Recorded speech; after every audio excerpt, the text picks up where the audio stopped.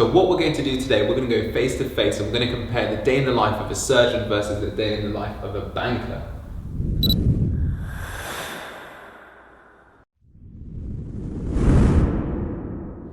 Hello and welcome back to the channel. If you're new here, my name is Mohammad. I'm a core surgical trainee and well, there's no other way to say it. I'm in Dubai and I'm here with my boy KD.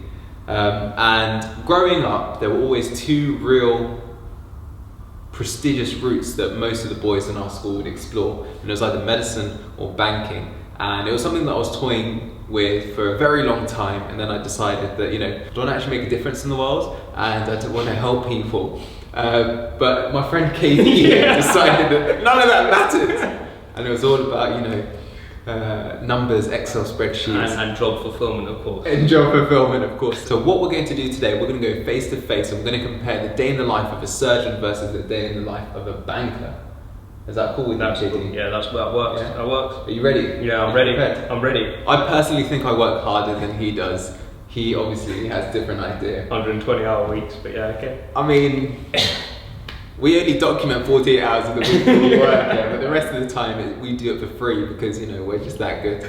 But essentially, as with most things, my day is different based on whether I'm on call or whether it's a normal day shift. And similarly, your day is different as well. If I'm on a deal or if I'm originating work, very different vibes and very different pace as well. Should we just start off by saying, what is it bankers do? Because other than stacking money and, wearing a fancy suit, what do you actually guys do? What do you do? So there is two parts to the job in investment banking. There's one is mergers and acquisitions, so buying and selling big companies or carving up big companies. Or there is trading, which is, what you see on the phone in various Wolf of Wall Street films, where they've got the phone and they're saying, I want to buy this much stock and that kind of thing. Yeah. So it's two different parts, and I worked in mergers and acquisitions, so buying and selling big companies in the UK. In the UK. Right, so they, seem substantial. It seems like, there's actually something that they get up to in their offices. And then, so when you said that you had two types of shifts, which were when you were in the deal or when you're... And when I'm originating work, so when you're trying to go out and actually find work to do for different clients. Okay, that makes sense. So you're either looking for work, and then once you find a deal, then you're on call. Then you're on call, and then it's 24/7. 24/7 doesn't stop. You're at the service of the client. Fine. Let's start off when I am not on call and when you're looking for work. Let's go through our days and see how they marry up. Yeah. So when I'm not on call, my days usually start at 8 AM for the ward round. We will meet maybe 10 minutes before, and then we sit in an office, and the night team, the day registrar, the day SHO on call, and then the ward team will all sit in an office and we'll discuss the patients, any events that happened overnight, any new admissions, and we will put together a plan moving forward, and we'll plan the rest of our day. And we'll see which patients are sickest, which ones will need to be seen first, which ones can be seen by the registrar, which need a consultant review, which need to go to theatre, and do we need to make any preparations for that? So that's the first sort of hour of my day. Okay. And then on my side, I mean, it's 6:30 wake up in the morning. You're looking at the markets news, you're understanding what's going to move markets over the next couple of hours, and then you're in the office sitting down for 8 AM, markets open, and it's go from there, right? It's dealing with different clients' requests depending on market moves. On the morning of the Brexit vote result, I mean, the phone did not stop ringing from clients all day from 7 AM onwards, right? So first hour is dealing with what's happening with market moves and trying to understand what your client needs basically from that. And then through the day, in the morning, you'll work through those different things, and then you'll get to kind of the more longer term client work, which is originating work that you need to do. So thinking about ideas for different clients. So what can they buy to create value? What can they sell to create value? So far in the mornings, all you're really doing is answering emails, calls, and I'm not saying that to put you down. All you're really doing is basically I'm trying to sit on your phone. But so you essentially just I'm not trying to dumb it down, I promise. But you're answering emails from clients and responding. Yeah, exactly. Whereas in the afternoon, it's more about longer term work. You know, what can create value for clients. Okay, cool. So there was one. I remember one bit of work I did was: is it actually better for the client and its shareholders to sell a big portion of its business to create more value because it's a drag on the current business? And you're thinking about ideas to do with that. Do you see what I mean? Yeah. And you do the work yourself, or do you manage a team, or how does that work? By the time I got to the end of my career in banking, I was managing a team of 2-3 people. But before that, obviously, you have a period of time, which many people know is where you work extremely hard and you are being managed by people. So, okay. So I think it would help to go through specifically what you do. So after our handover in the mornings, we will then physically walk around the hospital with a list with all the patients' names on it, with their sort of details, their CT scans, their blood results, all the other investigations, and a vague plan of what the night team have done overnight. And then we will physically see every single patient, talk to the patient, order some definitive investigations and definitive management to try either get the patient out of hospital, get them into theatre, or refer them to a different specialty if that's what they require. So we'll do the ward round, and that usually takes 2 to 3 hours. Yeah, okay. Yeah, I mean, for me, it's very much, there's that daily and almost, half hourly interaction with everyone you're working with, constantly on the ball, constantly talking to people. So the setup is you're in an office? You're in an office, open plan in banks, and you're all next to each other, right? And you all turn around as soon as you've got a question, you fire things away. That's why people like to be working together, because it's a fast-paced environment. You ask questions immediately and they want the answer immediately as well.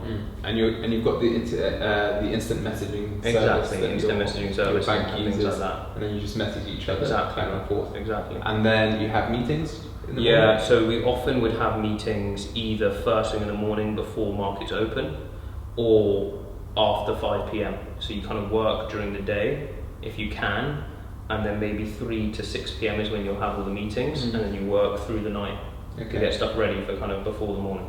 And so in medicine there's a clear hierarchy of seniority. So then you've got the F1s, first year out of university, F2s, second year out of university, the SHOs 3-4 years, and then the registrars 5, 6, 7 years, up to a consultant.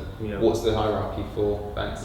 So for banks, you would typically, people join as an intern with the view to get a full-time job, and they often do. It depends on bank, but there's I'd say 50 to 65% conversion ratio. And then you're an analyst, what you call an analyst, for now 2 years. Back when I was there, it was 3 years. And then you're an associate for 3 years, and then a vice president for another 3 years, then a director for 3 years, and then managing director. And when do you get the yacht? Is it? I mean, VP? So what you're really asking is when does the big P's come in? That's it. That's what we want to know. So I'd say for a very well ranked, and that's a big thing in these firms, ranking against your peers and your peer group of 50, 60 people. So that's the other thing. So at the end of your time as a doctor, every year you get a review, and essentially most people pass, and if you help each other, everyone wins. But in banking, you're in direct competition with one another for your paycheck and your bonus at the end of the year, and whether you keep your job, right? Which is the big thing, exactly, right? So, and if you are top ranked, then you're 6 figures from 21 onwards. Okay, there you go. I mean, if you're a consultant after 20 years of service, 6 figures. Cool. So we've done the mornings. Usually after the ward round, we would sit and have a coffee, and then we go through the list to make sure nothing's been missed. And then we allocate jobs to everyone in the team based on whoever is capable of doing the particular task. And then beyond that, if there's an opportunity to go to theatre, sometimes the SHOs will go to theatre. They'll get to observe. Sometimes they'll get to assist in theatre, and they'll get to see what gets done and learn by seeing, asking questions, getting grilled by the consultant, and seeing the outcomes, seeing the patients after the operation as well. Yeah. And that usually takes you towards sort of 6, 7 p.m. Okay, yeah. Depending on the operation. Certain operations finish later and certain theatre sessions are booked in a little bit later. Yeah. So we've got on Tuesdays and Thursdays, for example, we have triple sessions lists. So we have morning, afternoon and evening. So the session finishes around 8:30, 9. Okay. But very easily gets dragged into 11. Yeah. I finished it at midnight one session, which was a particularly difficult case. Yeah. And then you hang around afterwards to see everyone post-operatively. Yeah. To see how they're doing, speak to them, update them on the operation that they've just had. And then you head home. Yeah. Okay. No. So for me, kind of past business hours, you've got all the meetings after 6 p.m. done. You know what you're doing for the night, and then you settle down and do it. And that's when you kind of, it gets better as you go on, but it kicks off, maybe 3, 4, 5 a.m. finish time. So how do you, obviously work never stops, so then how do you say this needs to get done tonight, so I'm going to stay in the office till midnight and do it? Or? You stay in the office till 3 a.m. if something needs to be done, all of you as a team. But how do you decide what needs to be done? Your bosses tell you this needs to be done. You've got to take a prioritization on what needs to be done. You then run it back through the structure of the team and then say, does that work? And then you work through that basically. And there's no such thing as like an on-call banker who does the night shift. Everyone is on all the time. Yeah, all the time, and that's where the little sleep comes in, right? That's a good concept, though. Right? I mean, someone that you have good for the fun. Yeah, it would be. And then everyone just does a shift. Like so, I mean, it should be said that nowadays we have significant support from people in India. Support staff, different time zones. I think they're 5-6 hours ahead, right? And so. If we were to finish at 1, 2, 3 a.m, then that's starting their day, and then we can sleep whilst they work. That's awesome. Now it's not. It's obviously not like doing the work yourself, but it's significantly helpful. Absolutely. It gets you that couple of extra hours. Obviously, there will be certain tasks that you wouldn't trust someone who's not really intimately involved in the project to do. So that's your usual day. So as a surgeon, when it's just a normal day shift, depending on which theatre session you've been allocated to, or whether you're just doing ward work, you tend to start around 8 a.m. and finish around 6 p.m, plus or minus a few hours either side. And then as a banker, it's an 8:30 a.m, 9 a.m. start. And once you've kind of done the market news, and then you go till whenever it needs to be done. And that could be, I had days where I finished at 5, 6 p.m, and I had days where I finished at 11 p.m, which was more regular, and I had days where I finished at 4, 5 a.m. Even when you're not on a deal? Yeah, even when you're just looking for work? Yeah, exactly. Fair enough. So it's extremely variable. Cool. Right, so then that brings us to when you're on call. As the surgeon on call, you usually look after the emergency department, seeing the sickest patients that come through the door that either need an operation or they need to be admitted for therapy, or the emergency department need a team guiding whether this patient can go home and what outpatient plans they take. So again, your day usually starts at handover at 8 o'clock, where you take the handover from the night team, you take the on-call pager, which is how people get in contact with you. And then usually you would join the ward round, but very quickly you get pulled away from the ward round to see sick patients in the emergency department. Okay. And then you would spend the entire of your day just fighting fires, essentially, in the emergency department. Depending on which specialty you do, like I did a few general surgical on-calls, and you would see 20 to 30 in a day. Wow. Patients. Okay, yeah. And that's something that 10, so 20 what's years that ago, averaging in terms of patient? 2 to 3 an hour. 2 to 3 an hour, which is, It's like, you honestly, it's just adrenaline the whole way through. You don't stop. With less busy specialties, it might be 6 to 12. Okay. So 1 an hour. Yeah. 1 an hour is very manageable. Okay.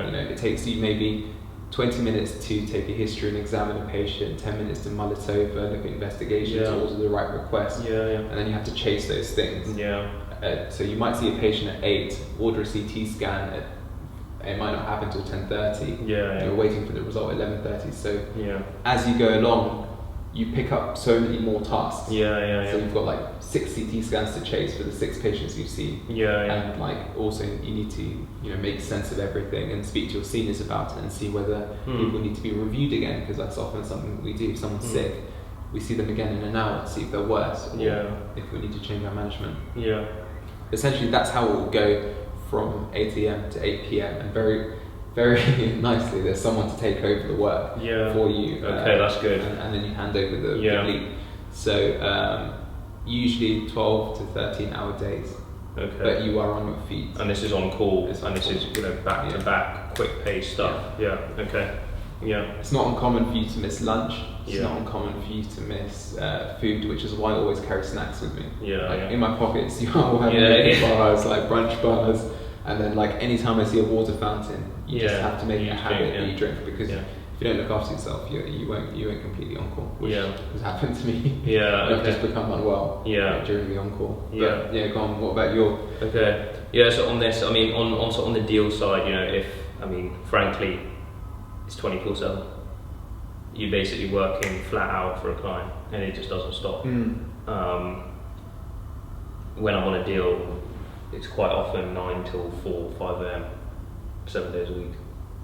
And that varies on where the client's based. So if you have a client from China, for example, so I often you'd be working their hours. Yeah. Well, so I often advised either US or UK or European-based clients. I was lucky in that regard. But the US one did make it more difficult. But 9 till 3, 4, 5 a.m. you're working their hours anyway, right? I once did an Australian deal, but luckily we had Australian coverage there, so I was working. As part of the team. Yeah, exactly. Driving. Yeah, exactly.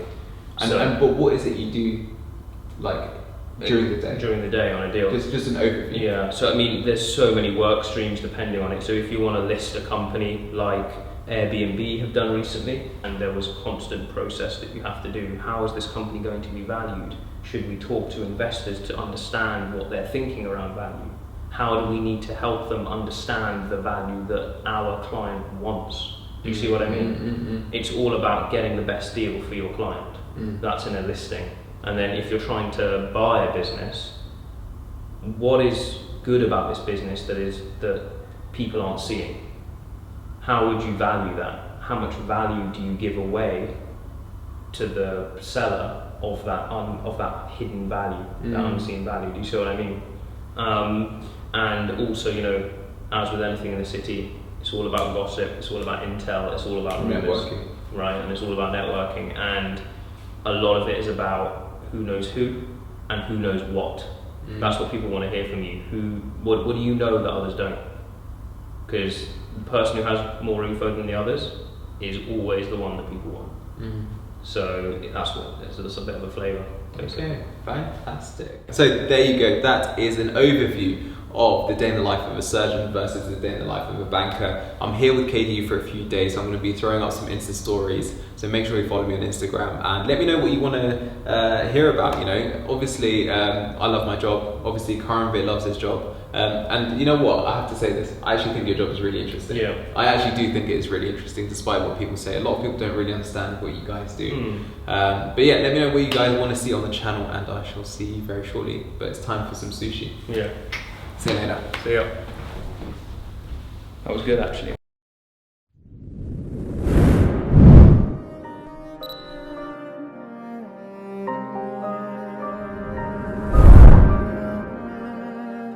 Running out of patience, baby, these days sort of drive me crazy, oh I feel pain, but I pray it's fading. One day, hoping that I make it, oh I new day, but the same on me. Wishing I could move past these days sometimes. Been down like a million times. Pray God help me till I see the light, no. Cause I can't believe what I seen these 25 years, all pain, all stress.